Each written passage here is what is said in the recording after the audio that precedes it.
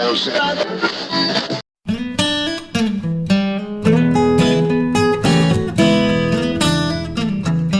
and welcome to a bonus episode of Wise About Texas.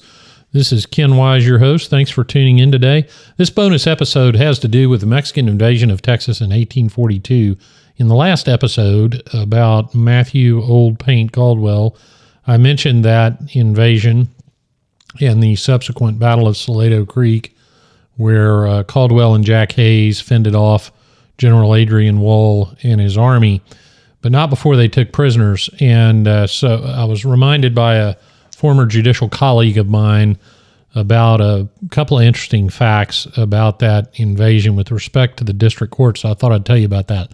In reminder for you, it's September 1842, and General Adrian Wall marches north from the Rio Grande. He takes a circuitous route and was not detected until they were just on the outskirts of San Antonio. And they didn't realize, the citizens of San Antonio didn't realize how close the Mexican army was until they were greeted by a cannon shot early one foggy morning.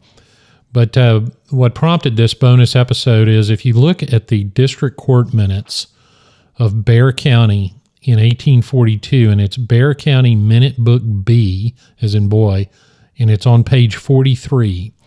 The date was September 9th, 1842. Court had been in session in Bexar County in San Antonio for 4 days, and there were several indictments handed down.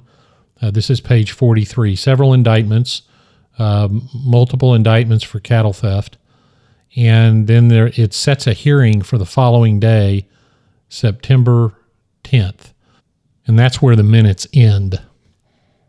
There was a lawyer in town named William Early Jones, and he recorded his recollections of what happened, and rumors were rampant that the Mexican army was just outside of town. So September 10th was spent searching for that army. And then on the morning of, coincidentally, September 11th, 1842, is when that cannon shot was greeted the citizens of San Antonio on that foggy morning.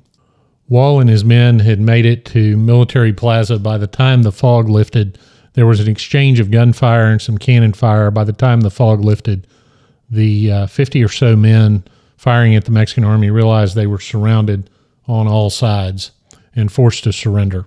And because court was in session, General Wall took his prisoners, whether he meant to or not.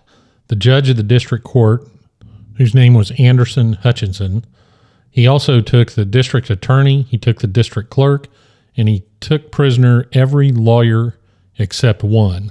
Now, I will leave it to you to decide the benefit of taking all the lawyers prisoner. But nevertheless, he did. He got the litigants, he got everybody, including several just regular citizens.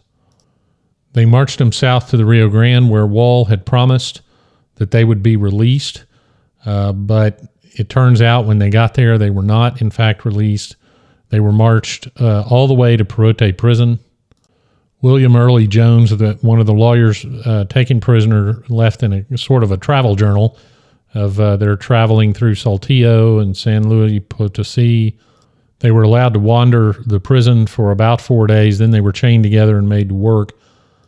Judge Hutchinson, it turns out, corresponded with Santa Anna and managed to convince Santa Anna that he would be a good peace emissary. So Hutchinson, Samuel Maverick, and William Early Jones were then marched to Mexico City and returned to Texas.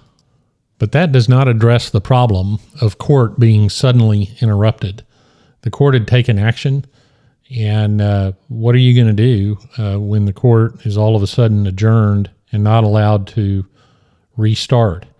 Well, in March 1843, there is a new entry, the next entry in Bexar County Minute Book B, and it is signed by the district judge, William Jones.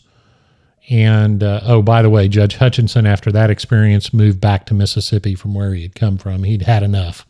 The district judge in 1843 is now William Jones, and on March 20th, he makes an entry into the Bexar County Minute Book that reflects a law that was passed by the legislature on January 16th, 1843, legalizing the minutes of the District Court of Bexar County that were recorded on the 6th through the 9th of September, those fateful 4 days that they were allowed to have court, quote, in the same manner and form as if the judge of said court had signed the same, close quote. The problem is, what usually happened is after the completion of a term of court, lawyers and citizens were allowed to inspect the minutes of the court, and after the last day of the term, the judge would sign and certify the minutes as accurately reflecting what had taken place. But of course, Judge Hutchinson had fled after his captivity to Mississippi, so he wasn't there to sign,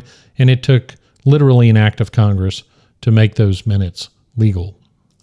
So those lawyers went to Bexar County expecting to try their cases and ended up in a Mexican prison at hard labor.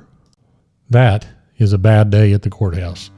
Well, that wraps it up for this bonus episode of Wise About Texas. Thanks for listening. Go out and do something for Texas today. And until next time, God bless Texas, and we'll see you down the road.